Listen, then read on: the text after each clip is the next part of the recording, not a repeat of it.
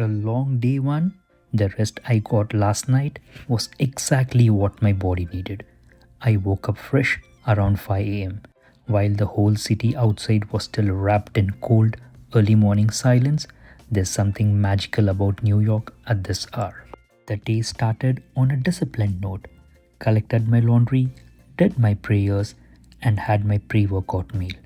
Even on layovers, especially long haul ones, maintaining routine is very important. It keeps the body aligned, keeps the mind sharp, and with that, I was off to the gym to kickstart day 2 the right way. I spent about an hour in the gym, nothing too fancy, just a solid session to get the blood flowing. After that, I headed back to my room, had my post workout meal, freshened up, and made my way down for the breakfast.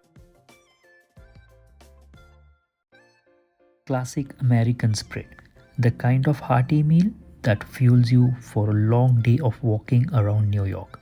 Simple, comforting, and exactly what I needed before stepping out into the city.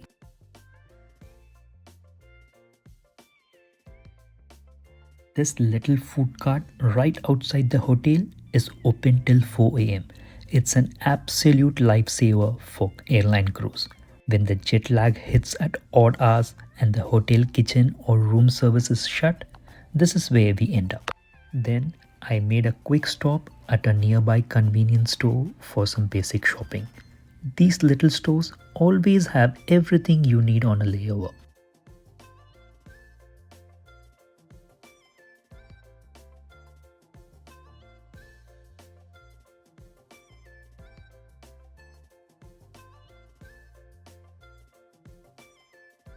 After walking for a while, hunger hit hard. I stumbled upon this place selling high protein meals and salads. Looked wholesome, so I grabbed a quick bite. Later, I picked up a juice and continued my walk.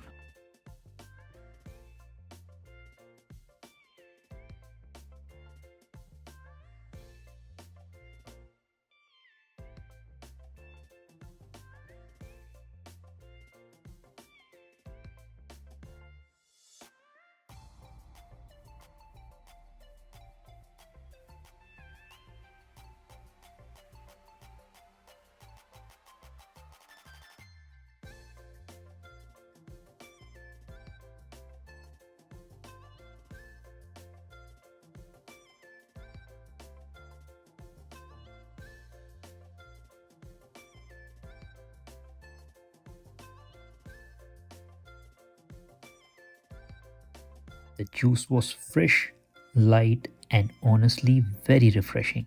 Exactly what I needed to keep going. Little things like this make walking through New York in the cold so much easier. The plan for the morning was absolutely clear. Head straight towards the iconic New York Stock Exchange, a place that's been on my list for a very long time. It's the largest stock exchange in the world by market value. That means more money worth of companies is traded here than on any other exchange anywhere on the planet, totaling over $25 trillion in combined market capitalization of listed companies. It's a central hub of global finance where trillions of dollars worth of stocks change hands every single day, shaping markets, investments, and even economic trends across the globe.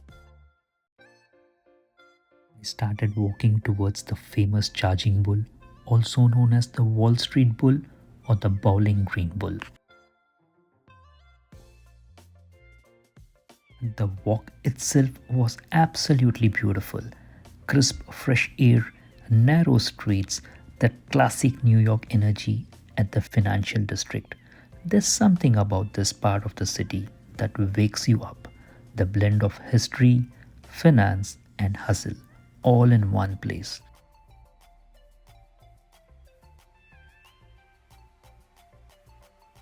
When I finally reached the charging bull, the scene was exactly what you would expect at an iconic landmark.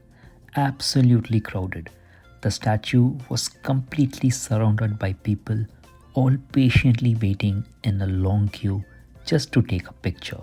It's amazing how this one sculpture has become a symbol of New York's spirit and financial power.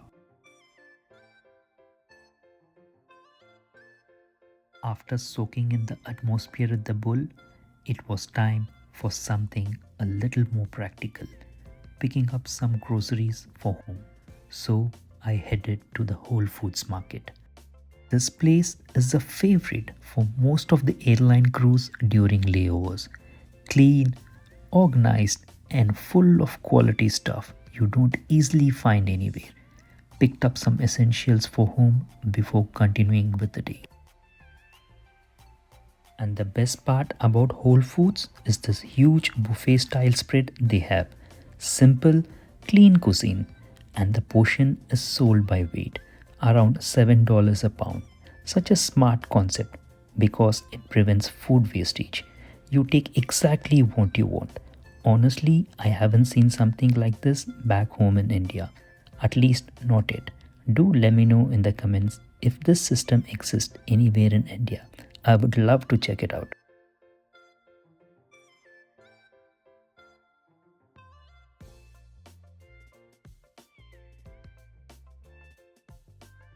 And just a little ahead is the Trinity Church, a place that's not only historic but also deeply rooted in service.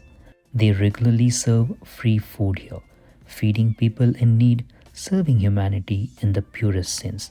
In a city as fast paced as New York, seeing compassion like this truly stands out. Next, it was the time to visit the 9/11 Memorial, a place that always brings a moment of silence, no matter how many times you've seen it. The names engraved here belongs to nearly 3,000 victims, from the 2001 World Trade Center attacks and even the 1993 World Trade Center bombing. What's truly powerful is how they are arranged, not alphabetically, but in what's called meaningful adjacencies. That means families, colleagues, friends, and even passengers and crew who died together are placed together on these bronze panels surrounding the twin memorial poles.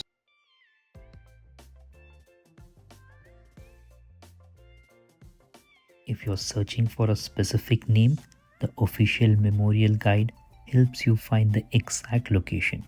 Standing here, reading these names, you feel the weight of history, the loss, and the resilience of the city. From the memorial, I walked towards the Federal Building, one of the most highly secured structures in this part of New York. You can instantly feel the difference as you get closer. The security presence, the restricted zones, the controlled access. Buildings like this play a huge role in the administrative and legal backbone of the country.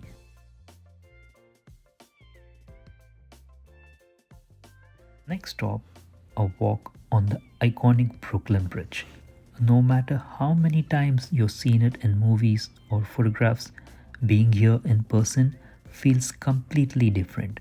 The bridge has this old world charm blended with pure New York energy. As I walked across, the Manhattan skyline opened up beautifully. Tall, powerful, unmistakably New York. The cold breeze, the sound of the traffic below, the view of the skyscrapers. It all hits differently when you're standing right here on the bridge. When it first opened in 1883, people were actually scared to walk on it because they thought it might collapse. To prove how strong it really was, the city brought in 21 elephants from P.T. Barnum's circus and marched them across the bridge at night. Even today, after more than 140 years, the bridge still stands strong, a true engineering marvel of its time. I have already covered this incredible structure in one of my previous vlogs. So, If you want a detailed walkthrough and some surprising facts about why this station cost $4 billion to build, make sure to check out that video as well. The iconic Oculus, the $4 billion transit station that looks more like a futuristic art museum than a subway hub. No matter how many times you come here, the architecture just leaves you speechless.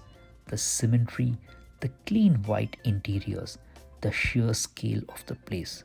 I stepped into the Apple store for a quick look around.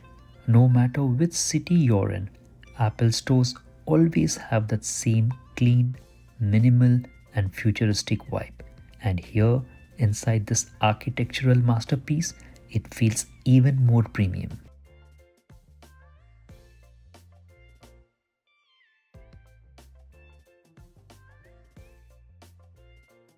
By now, the jet lag had slowly started catching up with me.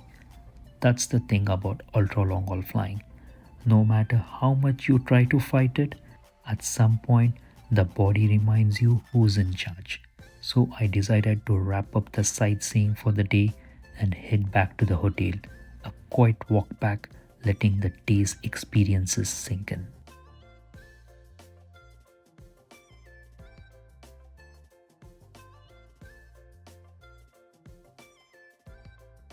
But before heading back, there was one last stop I couldn't miss, my favorite Mediterranean chicken ball.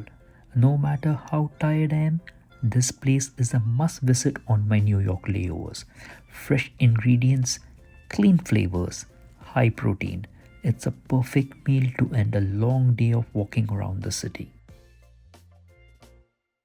One of the best parts about this place is actually watching the bowl being prepared. The way they layer everything, the warm rice, perfectly grilled chicken, fresh vegetables, the sauces. It's clean, simple, and honestly very satisfying to watch. Somehow, seeing your food coming together right in front of you makes it taste even better. After that amazing bowl, I needed a short stroll to let the food settle in. New York streets are perfect for this. A gentle walk, cool breeze, and the city just doing its thing around you. No rush, no noise, just a peaceful moment to unwind before calling it a day. That's a wrap up for day 2. Like, share, comment, subscribe, and hype. Bye bye.